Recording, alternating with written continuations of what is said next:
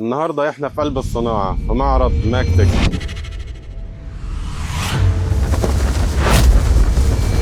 المكان اللي تتقابل فيه التكنولوجيا والتصنيع بيقابلوا المستقبل.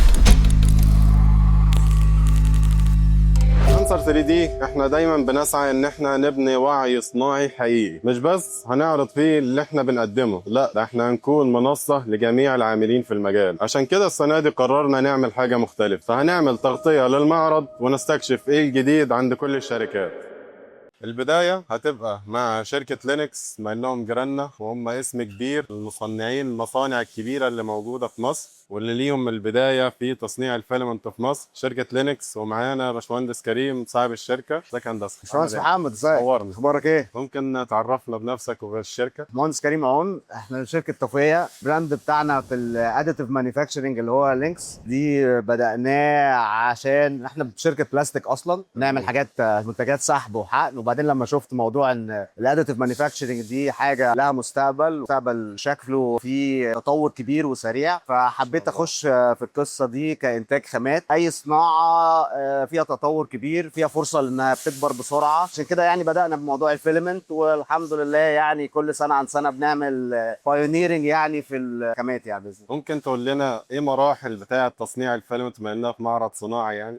طيب، المراحل كلها بتبتدي من الريزن نفسه. اذا كان بقى مثلا زي ما احنا بدأنا كده بالبي ال اي. بي ال اي خامه اصلها اصلا مش جايه من البترول، جايه من الزراعه، فهي الزراعة المفروض تطلع بلاستيك في الاخر؟ بتطلع بلاستيك في الاخر. هي بتعدي بقى في مراحل مختلفه لغايه ما بتجي لنا احنا في هيئه الباليتس نفسها او الريزن. لكن الاساس بتاعها هي حاجة اصلا طبيعية، مش عشان كده بنقول عليها كبي ال اي هي اندستريال بايوديجريدبل. يعني لو سبتها في الطبيعه كده لا هي مش تتحلل، بس مع دخول تحلل صناعي شويه بطريقه معينه هي فعلا بترجع لكربون يعني. ما شاء فدي الله. ده عشان كده البي ال اي برضه بداوا يستخدموه مش بس في الفيلمنت، احنا بس نعرفه عن الفيلمنت، لا هو بدا يستخدموه في بلاد تانية زي الصين مثلا في اكياس تعبئه وتغليف، ودخل في صناعات فود يعني كتير يعني. ما شاء الله. بالنسبه للرازن، هو بيجي لنا رازن بنبتدي بقى نضيف عليه اضافات عشان نخليه يخش يعملوا اعاده بروسيسنج تاني، يخش كفيلمنت. يعني نحط عليه اديتيفز عشان تقويه شويه، تقلل البريتلنس بتاعته عشان ما يشربش رطوبه. يعني هي بتبدأ ببالتس؟ باليتس، ونبتدي احنا نعمل عليها كومباوندنج، نحط عليها اديتيفز، نطلعها في هيئه باليتس ثانيه، ندخلها في المكنه بتاعه الاكسترودر. ما شاء الله. يعني هي مش بيطلع بالتس بتحطها تطلع من الناحية التانية يعني بسكويت لا على طول كده زي ما لا بيقولوا؟ ممكن كده يطلع بي ال اي بس عشان تعمل البلس او تبتدي تطور في نفس في الخانه نفسها الادد فاليو بقى، بتعمل مراحل ثانيه في الحته دي. طب وهل الخامات او خلينا في الاول تقول لنا ايه الخامات اللي موجودة عندكم؟ احنا بدانا بالبي ال اي. بعد كده شفنا ان السوق بره بيتطور بسرعه، عشان الناس عايزه تبتدي تستخدم الحاجات اللي بتطلع من البرينتنج دي، تستخدمها مش بس هتبقى قاعده في البيت كده او شكلها حلو او بس بروتوتايب، لا عايزه تستخدمها في مكنه، في يتبيع منها منتج نهائي، يكون ليها وظيفة حقيقية، يكون لها ما وظيفه تبقاش حقيقيه مجرد ان هي شكل. وتستحمل الاجواء اللي بره المكتب مثلا او بره البرينتر نفسها. يعني بدانا نعمل حاجه اسمها بي تي جي. هي الميزه بتاعتها جلاس ترانزيشن، تقدر تستحمل شويه حراره وفيها شويه مرونه، فتقدر ما تعملهاش كراكنج، ليتل بيت مور طف. والسنه دي كمان طورنا البي تي جي بتاعنا بقى خلاها هاي فلو، فبقى يقدر يشتغل على البرنترز البامبو اللي هي السرعات اللي هي من 200 ل 300. يعني احنا اول واحد عملناه كان حوالي فولومتر بتاعه 8، النهارده اب تو 21 مفيش مشاكل. بعد كده بقى طورنا بقى تاني الحمد لله. السنه دي يعني كان البريك ثرو بتاعنا بقى لنا شويه بنعمل ريسيرش عليها، دخلنا بالكربون فايبر ماتيريالز. كربون فايبر ماتيريالز لما ضفناها على ودي شوب كربون فايبر ضفناها على البي ال اي،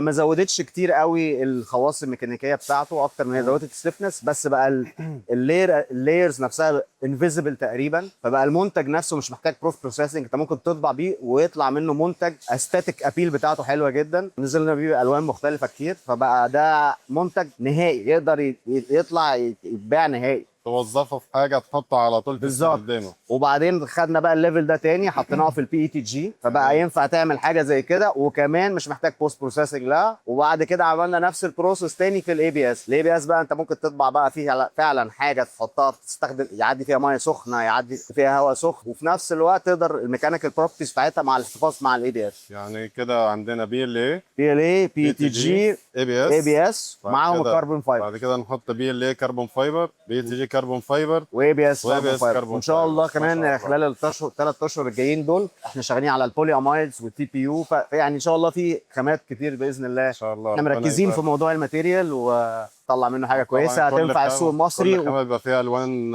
عده الوان برضه، طبعاً. يعني مش بيجي بلون واحد. لا يعني احنا لغايه دلوقتي الكربون فايبر بي ال اي عاملين 8 تلوان او 9 تلوان وبنزود فيهم، البي تي جي حوالي 5 تلوان وبرضه بنزود فيهم يعني. والبي تي جي برضه بيبقى حاجه جايه من الطبيعه زي البي لا البي تي جي PETG خامه من البترول يعني. والABS لا ده بترول صريح برضه. ده اسوأ منهم كلهم. هو يعني. البي ال اي هو بس الاندستريال بايوديجريدبل، في برضه حاجه اسمها بي اتش اي، يعني في كذا حاجه بايوديجريدبلز يعني. واكيد عشان برضه احنا الحاجه زي كده زي ما بنقول هي نستخدمها في حاجه ممكن تتحط في ماشين اصلا، مش مجرد ان هي لا تكون شكل. احنا يعني انا نفسي استخدمناهم في المصنع عندنا فطبيعي حاجات مش- كتيره وحتى الكابي تي جي كمان. فمش طبيعي ان هي مش هتكون حاجه بتتحلل والا هتتحط في لا مش هتأدي الوظيفه بتاعتها هو وهتبوظ الحاجه بسرعة الوحيده يعني. اللي يعني مش مناسبه للاستخدام الصناعي او تبقى بره او دورز قوي يعني هو البي ال اي، من بعد كده كله بيبقى طالما هي تمام حاجه يعني. صناعيه بقى اكيد مش هتبقى يعني ايه جايه من الطبيعه قوي. لا ما بتبقاش قوي كده يعني. طيب ايه نصيحه حضرتك لو حد حابب يدخل المجال يعمل ايه؟ والله اللي حد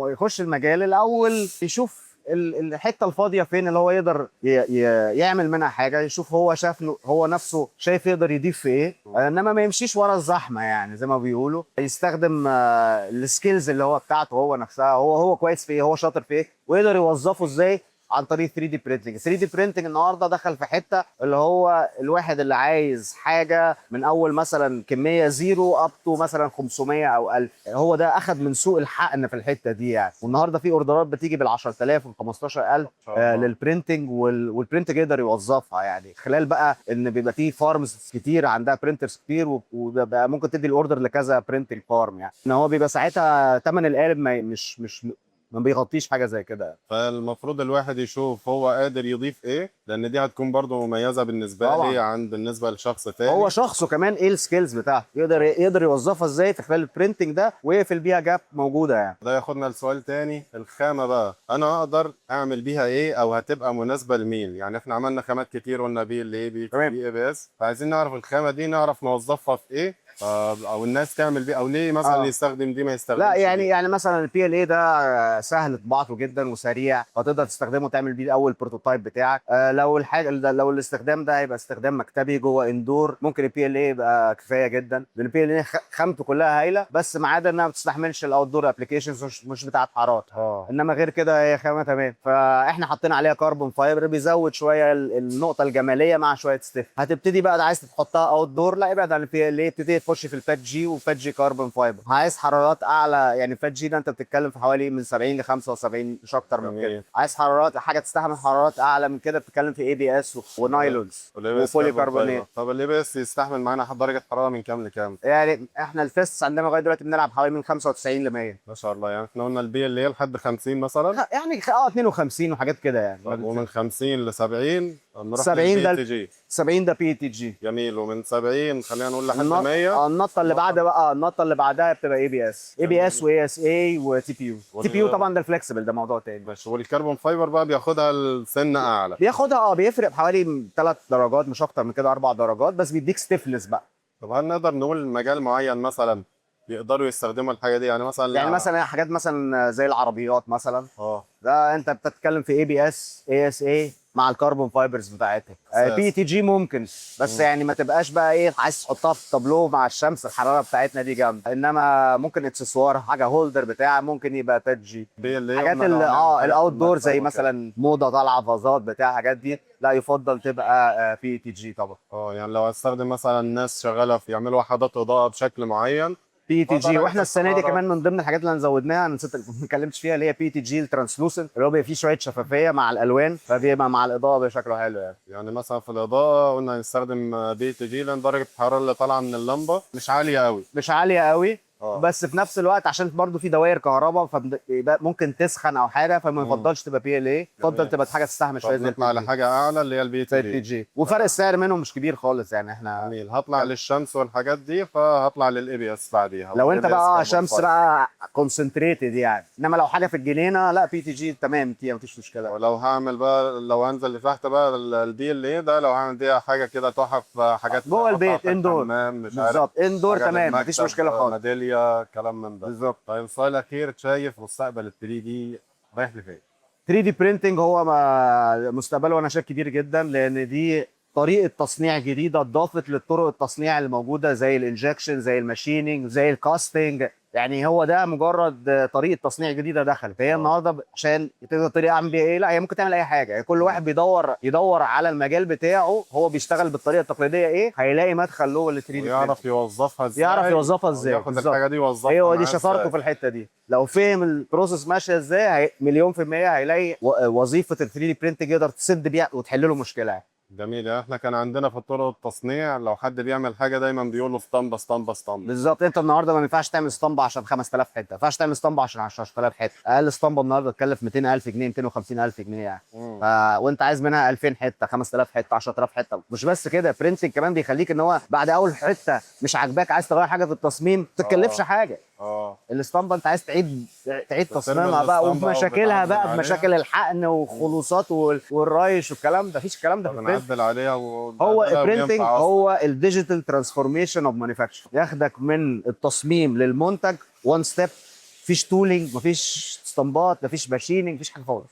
والاسعار عامله ايه يعني؟ الناس يعني شايفه ان كيلو البلاستيك بيتباع، انت رجاله البلاستيك يعني فبيتباع ب 50 و70 جنيه. ولا ايه اللي خلى الفيلم انت يعني انا شايف ان اسعاره اغلى من كده؟ اي حاجه في الاول لازم بيبقى لها تكلفه عاليه. انا كنت بشتري خامه من 3 4 سنين بسعر، النهارده بتبقى نازله اقل شويه. فمع التكنولوجيا كل حاجه بتنزل واحده واحده، بتنزل واحده واحده مع الاستخدام، مع الكميات طبعا بتتاثر. بس هي عشان كده برضو هم بينزلوا في الاسعار، واحنا كلنا احنا نفسنا اسعارنا اختلفت من 4 5 سنين فاتوا. طبيعي لان الكميات زادت، بس في نفس الوقت بتبتدي بقى تشوف قيمه مضافه ازاي. طب انا الخامه اللي هي البي ال اي دي ازاي نعمل خامه احسن كمان، تضيف للمنتج نفسه. احنا مش بنزود سعره وخلاص، لا هي قيمه المنتج نفسه. لما تعملها مثلا حاجه زي كربون فايبر بقى لها شكل تاني، بقى لها قيمه تانيه، تقدر تستخدمها استخدام نهائي، مش محتاج بوست بروسيسنج. بس جميل. على خير ان شاء الله. شرفتنا باشمهندس محمد، انتوا دايما يعني انا دخلت السوق ده لقيتكم،